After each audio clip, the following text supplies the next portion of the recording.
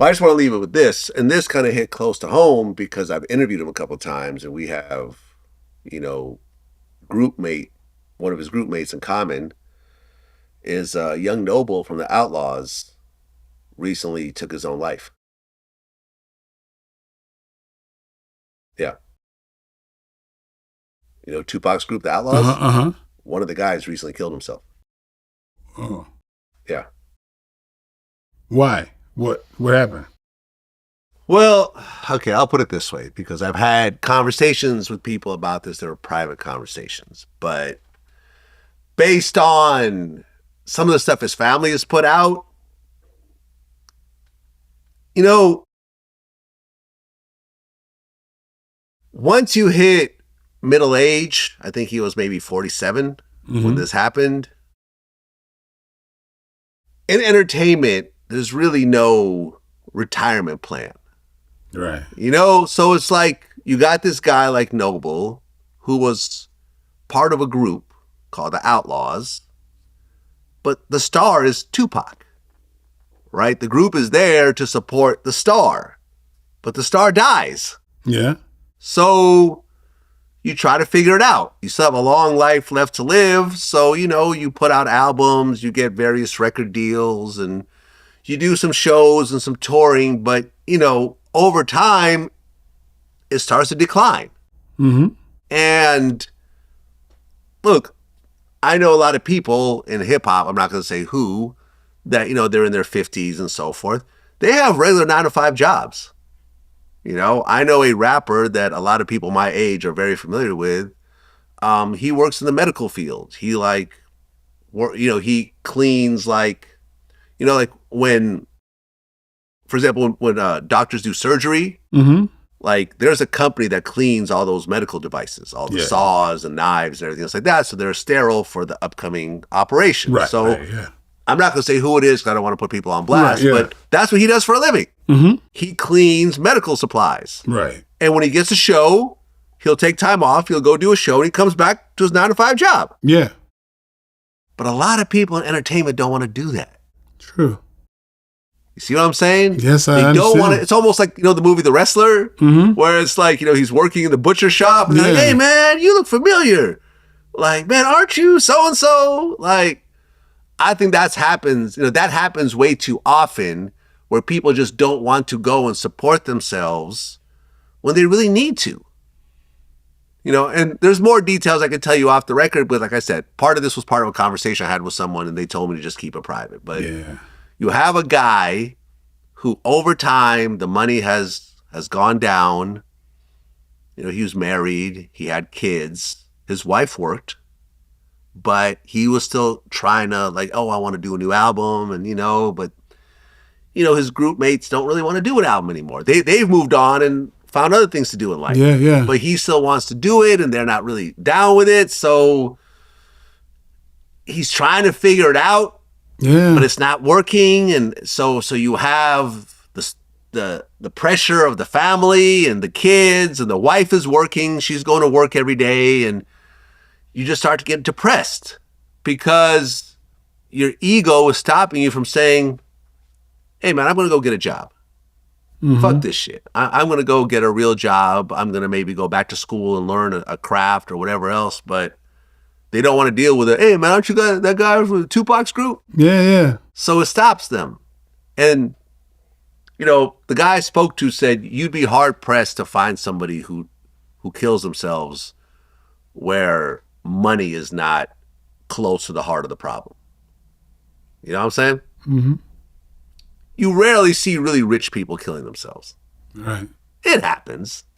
But usually, and you also don't see really poor people killing themselves. You know what I mean? Like, with the people in the middle. Because look, you know, he's tasted the best the world has to offer. He was flying around the world with Pac, and he was feeling the superstardom and everything else like that. And over time, you know, like the guy I spoke to, he said I don't even want to say. Private conversation. Yeah, again, man. I have to stop myself to try to protect people's privacy. But it's like, that's ultimately what I think happened.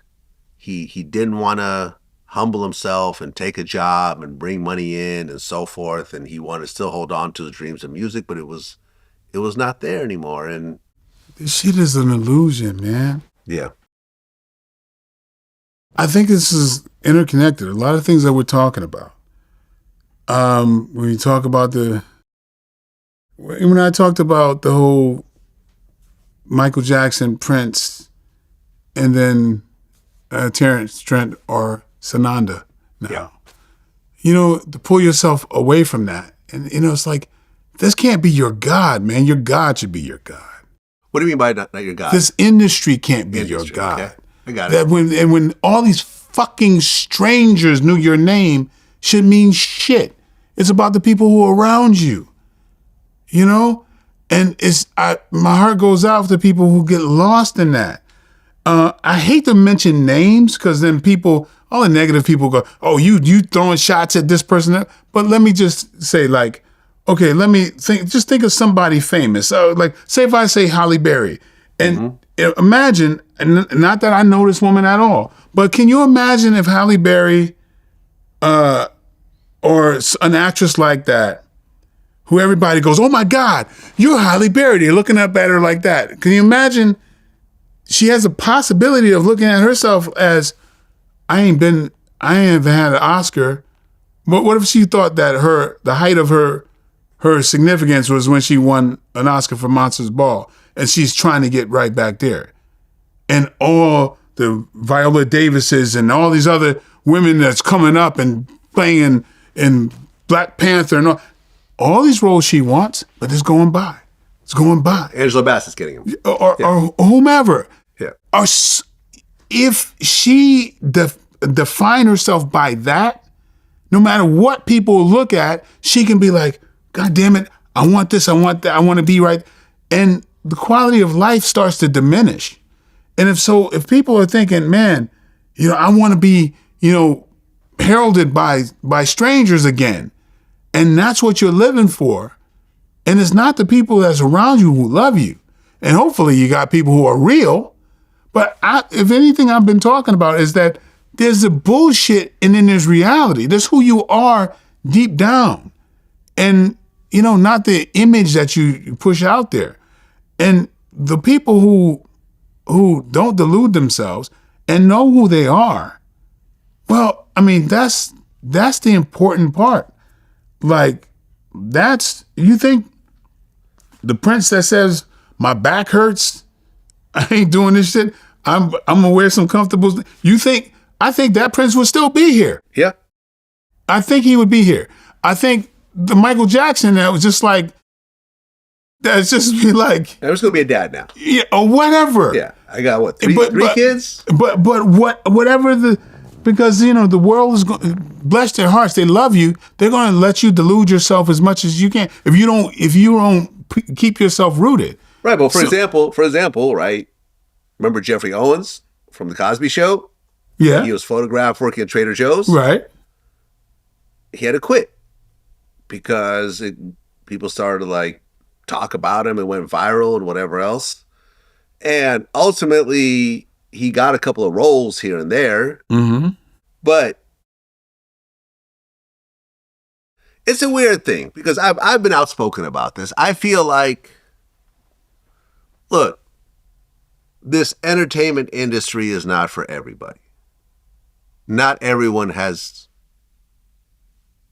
the heart to stay in this and keep reinventing yourself and keep pushing the envelope and saying, okay, no one wants to book me, I'm going to do my own thing. Mm-hmm.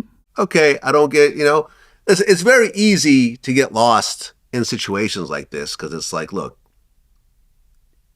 Young Noble, he became an outlaw and he's with Tupac, who's the biggest thing on earth and still kind of is in the rap world. Like, so you almost have like a cheat code. You go straight to the top. You pass go and collect your $200, right? Sometimes it's not. And I was just gonna say, for example, Jeffrey Owens, like his first major role was The Cosby Show, the biggest show on television at the time, right?